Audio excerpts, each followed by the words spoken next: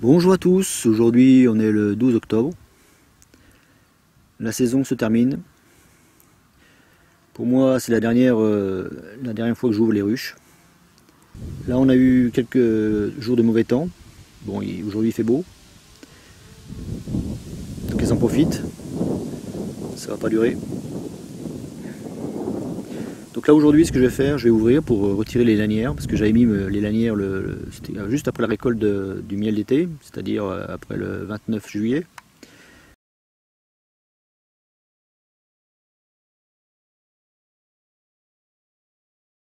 Cette année c'est une année compliquée.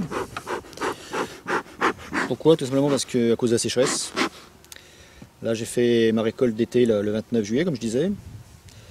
Ce que j'ai fait après, j'ai pas complété en fait le nourrissement. J'ai attendu c'était quand, le 14 septembre. Dans cette ruchette par exemple, j'ai dû rajouter 2 cadres de réserve parce que les cadres de rive n'étaient pas terminés d'être construits, donc il a fallu que je les enlève. J'ai mis 2 cadres de réserve à la place. Donc j'utilise j'ai des cadres que j'ai pas utilisés, des cadres remplis de miel que j'en aux abeilles.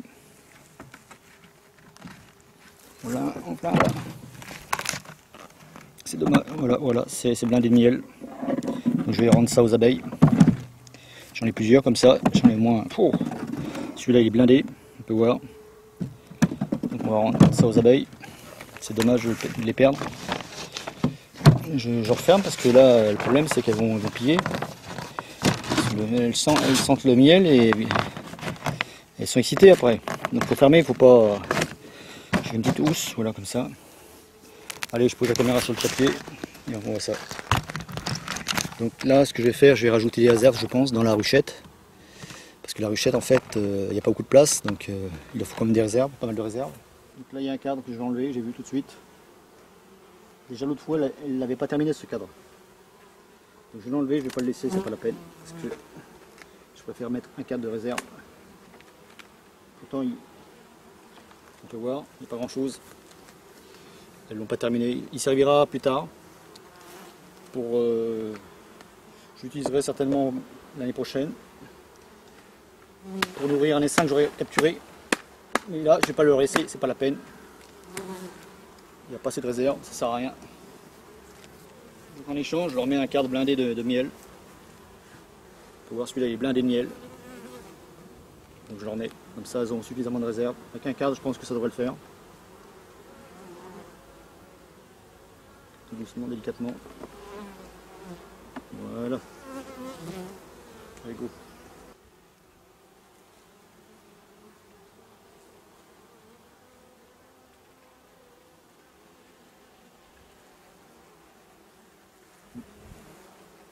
Ouais, celui-là aussi je vais l'enlever parce que il n'y a rien dedans. Ça sert à rien de laisser ça. Là,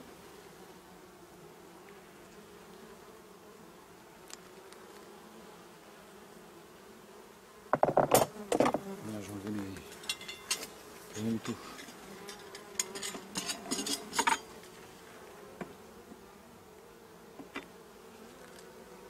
Il n'y a rien du tout dans celui-là, ça sert à rien de laisser les cadres vides pour l'hiver.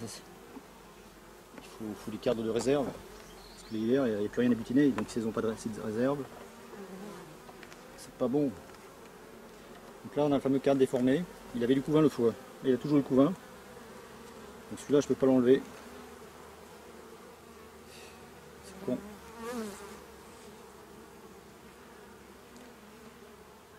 On voit bien qu'il a été mal construit. Il y a plusieurs épaisseurs.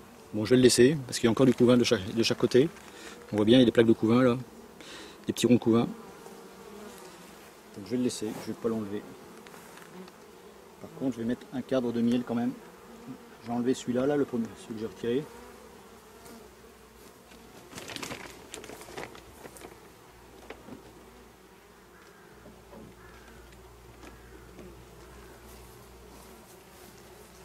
Voilà, je vais mettre un cadre de miel. Il est lourd, il est lourd, il est lourd. Je vais le coller au maximum de façon à voir qui est mon.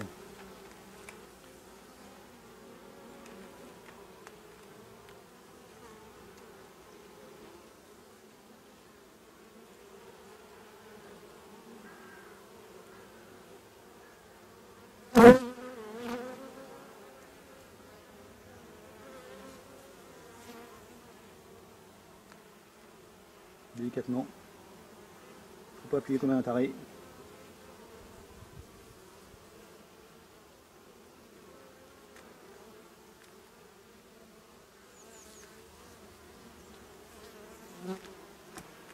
Voilà. Donc là c'est bon. Je pense que cette colonie aura assez de réserve.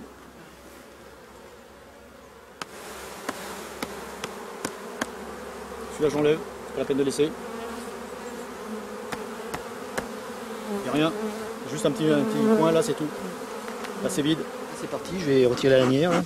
Donc c'est la dernière fois que je vais ouvrir les ruches. Donc par contre là je vais pas retirer les cadres, je vais pas les ranger la colonie parce que il fait pas non plus très beau. Il y a un peu de vent. Je fais attention qu'il n'y ait pas la reine sur le. Attention, je vais éviter d'écraser les abeilles quand même. Parce qu'il y a plein d'abeilles là. Allez, descend des petites. Voilà. Là je vais enlever le propolis. Hop, c'est propolisé, je vais les coller. Donc, cette année j'ai utilisé des lanières, c'est pas Apivars, c'est Apitraz. Bon c'est pareil, c'est la même molécule. Sauf que la lanière est un peu plus longue. Je sais pas si c'est bien ou pas. Donc j'allais positionner au niveau du couvain. C'est vrai que cette année le couvain n'était pas tellement important. Il n'est pas énorme, mais bon. Ah, ils sont excités là. Je vais les faire descendre, sinon je vais les abîmer quand je vais remettre leur coupe. Voilà. Donc là je vais plus ouvrir, donc là c'est fini, je vais plus les embêter. Je vais remettre le couvre-cadre en plexi. Barrez-vous là. Parce que sinon je vais les écraser ici. Faut faire attention quand on tire les lanières, c'est pareil parce que l'autre fois je suis aperçu qu'il y avait la reine qui était juste positionnée derrière la lanière, entre le cadre et la lanière. Donc il suffit qu'on retire trop brusquement, on peut tuer la reine sans faire exprès. Ça peut arriver, mais il faut faire attention. Allez, barrez-vous là. Voilà. Oh, il y en a une qui est là, il ne faut pas que j'écrase. Donc sur l'ordonnance du vétérinaire, il est préconisé de les laisser entre 8 et 10 semaines. Bon, il y en a qui les laissent 12 semaines. Voilà. De toute façon, pour l'instant, je ne ferai pas de comptage. Là, je ne fais pas de comptage de varroa. Je vais attendre fin décembre. S'il y a besoin, suivant les chutes, fin décembre, ce que je ferai. Si les chutes sont trop importantes, je fais un traitement complémentaire, l'acide oxalique. Voilà. Je déplace. Voilà.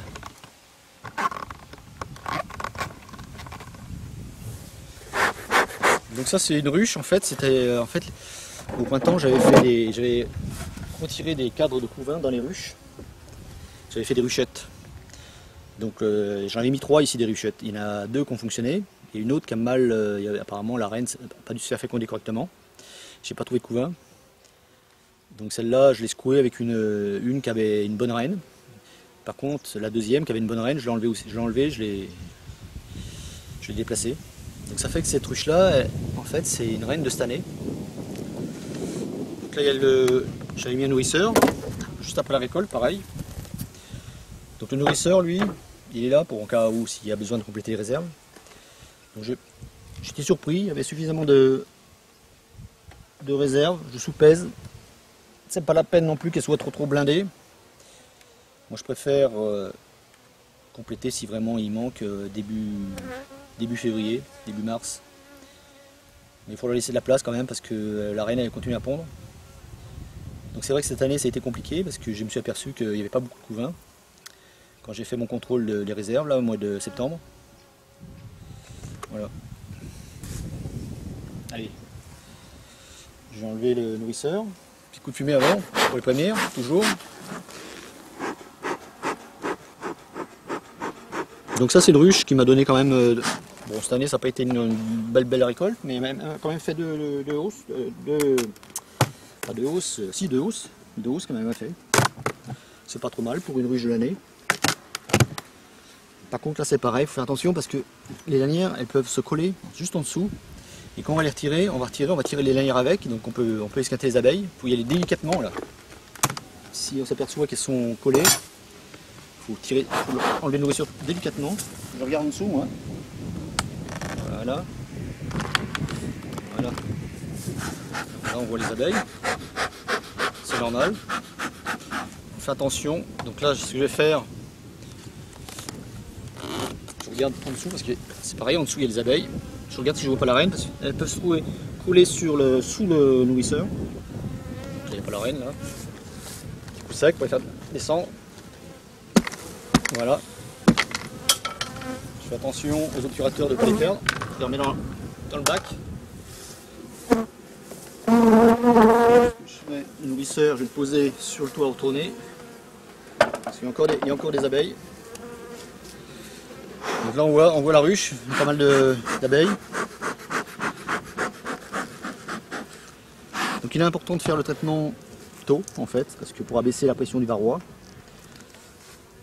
Parce que le varroa lui, sa population va augmenter au fur et à mesure. Par contre celle des abeilles va décliner doucement. Donc pour éviter que les colonies soient trop infestées, il faut faire le traitement le plus tôt possible. Donc là c'est pareil, on voit bien que c'est collé, donc j'essaie de décoller la lanière, elle propolyse. Voilà, donc là je retire délicatement, tout doucement, sans abîmer les abeilles. Donc celles-là, ces lanières-là, sont plus souples que les lanières à pivard. Bon, elles ont l'air d'être bien aussi. Allez, hop, arrêtez les filles. Elles s'emballent là.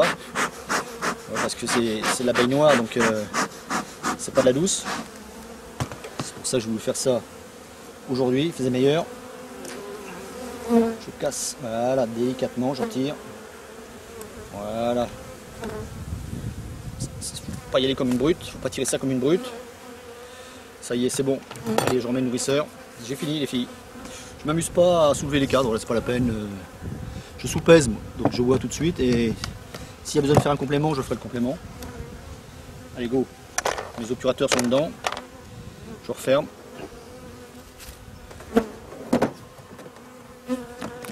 Donc pour hier, en général, je laisse les nourrisseurs dessus. Si j'ai besoin de faire un complément, hop, c'est facile.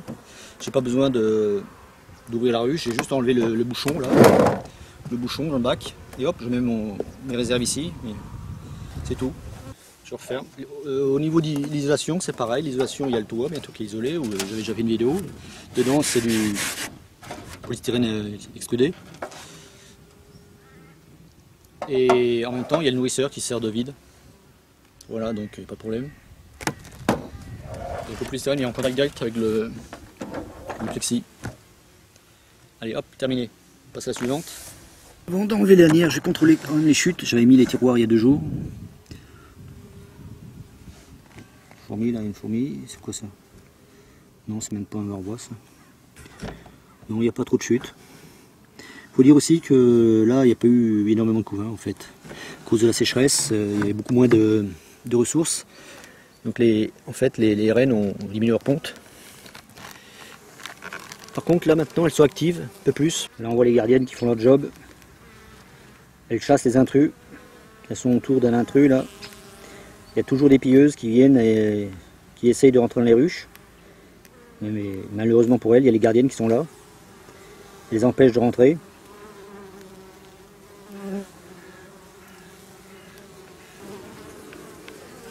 Ce qui est important, c'est d'observer aussi devant la ruche s'il n'y a pas de cadavres. C'est un signe aussi s'il y a un problème sanitaire. S'il y a trop de cadavres, ça veut dire qu'il y a une maladie certainement. Donc là, il n'y a rien.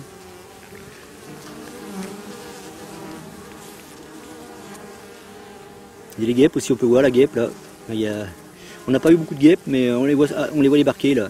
Par contre, cette année, j'ai pas vu aucun frelon asiatique. Aucun frelon asiatique cette année. Ils ont peut-être souffert à cause de la sécheresse aussi. C'est vrai qu'il n'y avait pas tellement de ressources, alors est-ce que c'est dû à un manque de ressources? Ou à cause de la chaleur? Bizarre, je ne sais pas non plus. On voit les guêpes.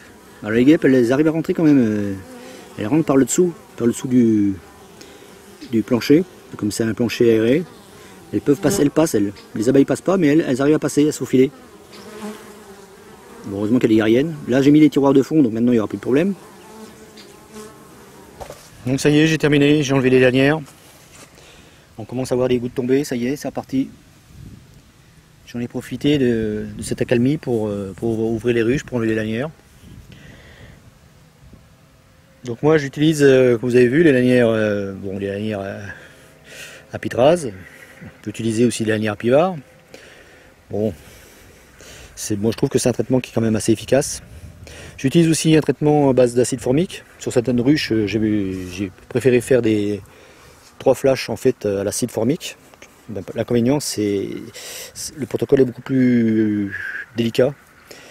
C'est une application qui se fait à une certaine température. Et il ne faut pas non plus qu'il fasse trop chaud non plus.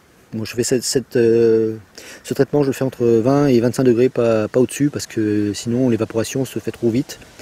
Et il y a des risques de mortalité d'abeilles. Donc là c'est terminé. C'est terminé pour cette intervention. Heureusement, parce qu'on peut voir, ça y est, il pleut. Ce qui est important aussi, c'est au niveau des... Il faut éviter de laisser les jointures apparentes. Comme là, on peut voir, les jointures, elles sont bien protégées. Parce que le problème, quand il pleut, l'eau peut s'infiltrer. Et après, ça emmène de l'humidité dans la ruche. L'humidité est très mauvaise pour les abeilles. Donc il faut une bonne aération en dessous pour évacuer l'humidité. Donc j'ai un tiroir qui est... On peut voir, plein de trous pour évacuer l'humidité. Là, les tiroirs, je les ai mis en place il y a 2 jours. Pourquoi? Tout simplement parce qu'il est encore très chaud, là, au mois de septembre. Donc pour faciliter la ventilation, j'ai attendu. D'habitude, je les mets début septembre, mais là, j'ai attendu. Là, je les ai mis il y a 2 jours. On est le 12 octobre, là, je les ai mis le 10. Voilà. Pour éviter aussi trop d'humidité dans les ruchettes, par contre, ce que je mets, je les surélève légèrement. Je mets en dessous, je mets un morceau de carrelage, de façon à les surélever. Et ça évite aussi que l'eau reste devant sur la planche d'envol. Quand il pleut, sinon l'eau reste devant. Et les abeilles ont tendance à se coller, ça les empêche de rentrer dans la ruchette. Pour les planches chez Nico, il n'y a pas trop de problème parce qu'ils sont aérés déjà. Et l'eau s'évacue facilement. La planche d'envol en bois, je l'ai inclinée. C'est important de l'incliner aussi. Voilà. Donc maintenant on va les laisser tranquilles. Normalement là, elles sont prêtes pour l'hivernage. Elles ont suffisamment de réserve. Elles ont eu le droit à leur traitement. Donc la pression du varroa elle a bien diminué. Je fasse attention, là il y a une branche qui comme si elle descend. Il faut éviter que ça frotte les ruches. Ça peut déranger les abeilles l'hiver. Surtout quand elles sont en grappe. Si avec la neige, elle peut descendre. On va voir. Soit je vais l'éloigner, je vais l'attacher à l'autre derrière. Pour éviter les frottements. Donc là c'est bon. Là j'en avais coupé déjà une. Allez, terminé pour cette vidéo, à la prochaine.